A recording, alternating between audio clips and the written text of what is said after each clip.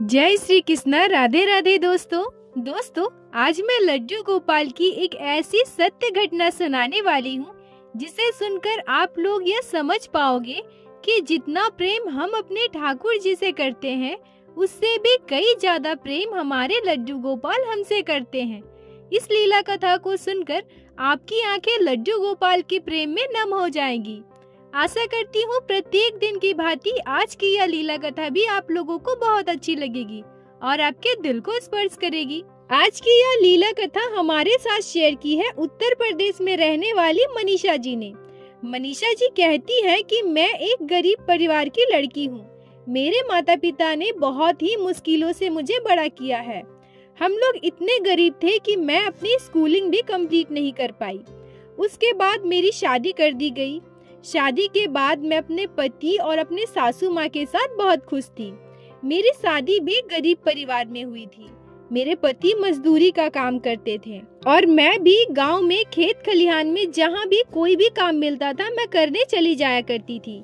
मेरी सासू माँ बहुत अच्छी थी, मुझसे बहुत प्यार करती थी। मैं और मेरे पति दोनों काम पर चले जाया करते थे। तब मेरी सासू माँ हमारे लिए खाना बना कर रखती थी। जब हम घर आकर अपनी माँ जी के हाथ का बना खाना खाते थे तो ऐसा लगता था मानो माँ अन्नपूर्णा हमें अपने हाथों से खाना परोस रही है। जब मैं शादी के बाद ससुराल आई तो मैंने देखा कि मेरी सासू माँ लड्डू गोपाल की सेवा करती है। मुझे शादी से पहले लड्डू गोपाल के बारे में कुछ भी पता नहीं था, ना मैंने कभी भी किसी को लड्डू गोपाल की सेवा करते देखी है। पर शादी के बाद जब मैं अपने ससुराल आई तो मैंने सासू माँ को लड्डू गोपाल की सेवा इतने प्यार से करते देखा तो मेरे मन में लड्डू गोपाल के प्रति बहुत सारा लगाव और प्रेम श्रद्धा आ गया। मेरी सासू माँ इतनी गरीबी के बाद भी लड्डू गोपाल की सेवा इतने प्यार से कर रही है और उनसे जो भी बन पड़ता था वो उसी से लड्डू गोपाल की सेवा किया करती थी। मेरी सासू माँ हमेशा कहा करती थी कि लड्डू गोपाल हमेशा हमारे साथ है, हर मुश्किल से लड्डू गोपाल हमें तारते हैं। मेरी सासू माँ का लड्डू गोपाल के प्रति इतना विश्वास और प्रेम देखकर मैं भी खुद को रोक नहीं पाई और मैं भी लड्डू गोपाल की सेवा करने लगी। वैसे तो मुझे सुबह सुबह उठकर काम पर जाना होता था और मैं शाम को घर वापस आती थी, पर फिर भी जिस दिन मैं घर पर होती थी या मुझे समय मिलता था तो मैं लड्डू गोपाल की सेवा किया करती थी। मैं भले ही समय के अभाव से लड्डू गोपाल की सेवा नियमित तौर पर ना कर पाऊं, पर मन से मानसिक तौर पर मैं लड्डू गोपाल की सेवा किया करती थी और लड्डू गोपाल के लिए मेरे मन में बहुत ही विश्वास और श्रद्धा भक्ति थी। इसी बीच मुझे एक पुत्री संतान होती है। मैं, मेरे पति, मेरी सासू माँ, मेरी बेटी और मेरे लड्डू गोपाल, हम 5 लोगों का परिवार बहुत ही खुशहाल था। पर दुर्भाग्यवश हमारे जीवन में एक ऐसी दुखद घटना घटती है जिससे हमारा जीवन पूरी तरह से बदल जाता है। प्रतिदिन की तरह मैं और मेरे पति अपने अपने काम पर गए थे। दोपहर के 12-1 बजे हमारे घर पर खबर आता है कि मेरे पति का बहुत ही बड़ा रोड एक्सीडेंट हो गया है। मेरी सासू माँ मुझे यह खबर भिजवाती है। मैं दौड़ी दौड़ी रोते हुए घर वापस आती हूँ। फिर हमें पता चलता है कि उसमें मेरे पति की मृत्यु हो चुकी है। हमारी तो जैसे पूरी दुनिया ही खत्म हो गई थी। मेरी बेटी उस समय मात्र 2 साल की थी। मेरी और मेरी सासू माँ का रोते रोते बुरा हाल था। किसी तरह से हमने खुद को संभाला और कुछ दिनों के बाद मैं फिर से काम में जाने लगी। पर गांव में अकेले काम करके पूरे परिवार को मैं पाल सकूं, ऐसा मुझसे नहीं हो पा रहा था। कभी कभी ऐसा भी होता था कि हमें 2 वक्त का खाना भी नहीं मिल पाता था। जीवन में इतनी मुसीबत, इतनी समस्याओं के बाद भी मैंने अपने लड्डू गोपाल पर से भरोसा कभी भी टूटने नहीं दिया। मैं हमेशा यही सोचती थी कि शायद यही मेरी किस्मत है, इसमें मेरे भगवान की कोई गलती नहीं, शायद यह मेरे पिछले जन्म के कर्मों का ही फल है। फिर हमने सोचा कि क्यों ना हम दिल्ली चले जाएं। हमारे एक रिश्तेदार थे वहाँ, हम उनके वहाँ कुछ दिन रह लेंगे और उसके बाद कोई ना कोई काम देख लेंगे। यही सोचकर मैं, मेरी सासू माँ, मेरी बेटी और हमारे लड्डू गोपाल दिल्ली जाते हैं। वहाँ पर हमारे रिश्तेदार के घर पर हम लोग रुकते हैं। मेरे रिश्तेदार बहुत ही अच्छे थे। मैं उनके घर का काम भी कर दिया करती थी, उनका खाना भी बना दिया करती थी। वो लोग भी इससे बहुत खुश थे, हमारा बहुत अच्छे से ख्याल रखते थे। पर दूसरों के घर भला हम कितने दिनों तक रुक सकते थे। मैंने उनसे कहा कि मेरे लिए कोई काम ढूंढ दीजिए। उन्होंने कहा कि ठीक है, मैं आसपास के घरों में तुम्हारे लिए खाना बनाने का काम ढूंढता हूँ। और मुझे 2-3 घरों में काम मिल गया।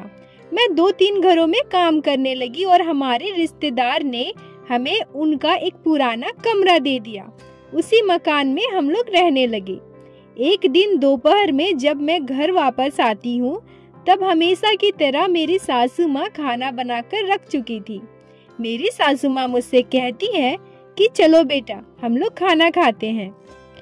मैं उनसे कहती हूँ, हाँ माँ जी, आप दोनों खाना खा लीजिए, मैं बाद में खाऊंगी।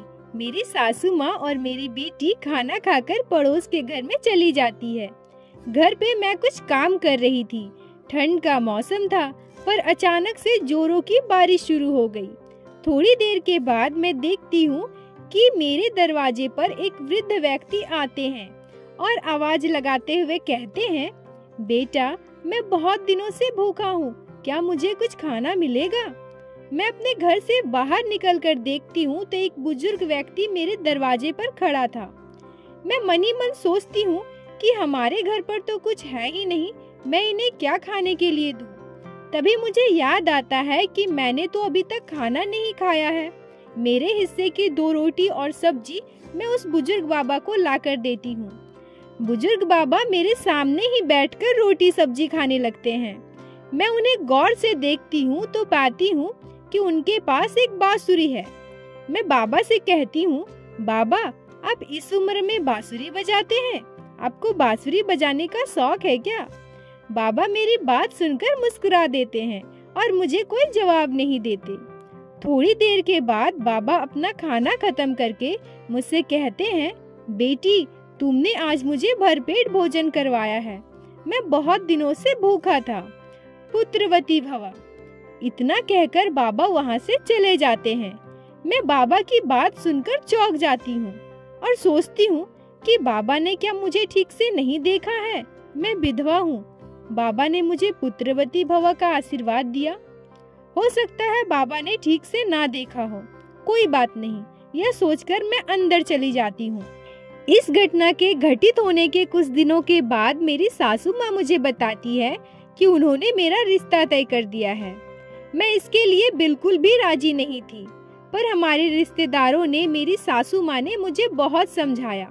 वो कहते हैं कि अभी तुम्हारी उम्र बहुत छोटी है, तुम्हें एक छोटी सी बच्ची भी है, तुम्हें उसका भी ख्याल रखना पड़ेगा। और उनकी ये सारी बातें सुनकर, उनके इतने समझाने से मैं रिश्ते के लिए मान जाती हूँ। मनीषा जी कहती हैं कि इसके 2 दिनों के बाद मेरे जीवन में एक ऐसी घटना घटती है जिससे लड्डू गोपाल के प्रति मेरी भक्ति और श्रद्धा कई गुना बढ़ जाती है।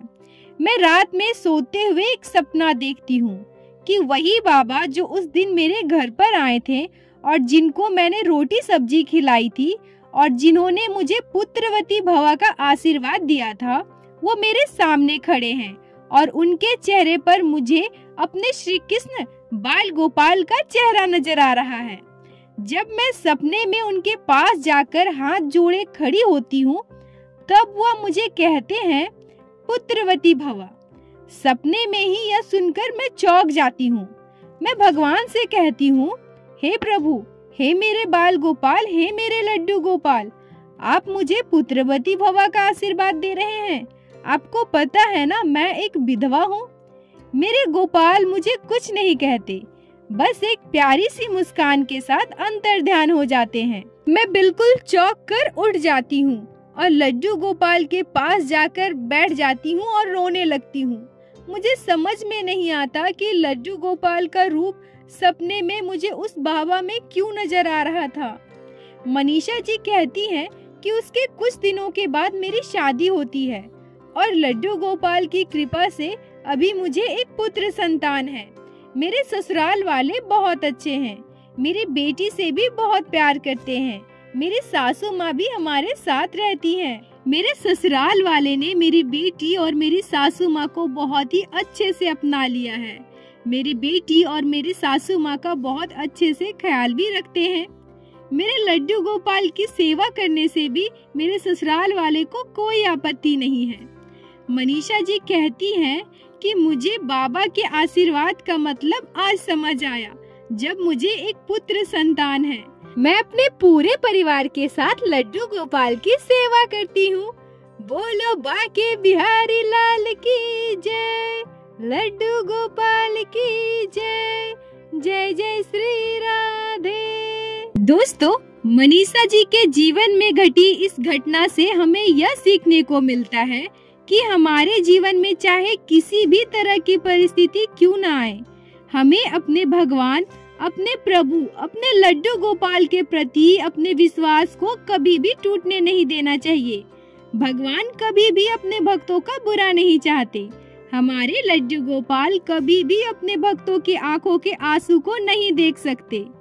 यह मैंने आप लोगों को पिछले वीडियोस में भी बताया है कि हमारे साथ जो भी घटनाएं घटती है, जो भी दुर्घटनाएं घटती है, सभी हमारे कर्मों का ही फल होता है और कर्मों का फल तो हमें भुगतना ही है। लेकिन अगर हम भगवान की भक्ति करते हैं, लड्डू गोपाल की सेवा करते हैं, तो हमारे भगवान उन परिस्थिति से हमें बाहर निकालते हैं।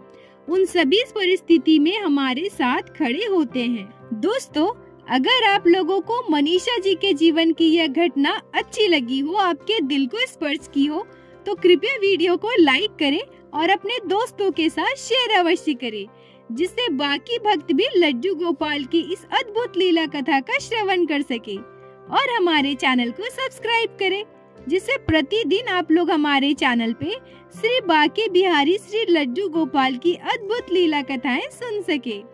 दोस्तों, अगर आपके जीवन में भी घटी हो कोई भी चमत्कारी घटना या लड्डू गोपाल ने कभी भी की हो कोई भी लीला जिसे आप हम सभी के साथ शेयर करना चाहती हैं, तो कृपया हमें इंस्टाग्राम पे मैसेज करें। हम आपसे कांटेक्ट करेंगे और आपकी उस लीला कथा को हमारे चैनल में बाकी सारे भक्तों के साथ शेयर अवश्य करेंगे। लड्डू गोपाल की कृपा आप पर और आपके पूरे परिवार पर बनी रहे। राधे राधे दोस्तों।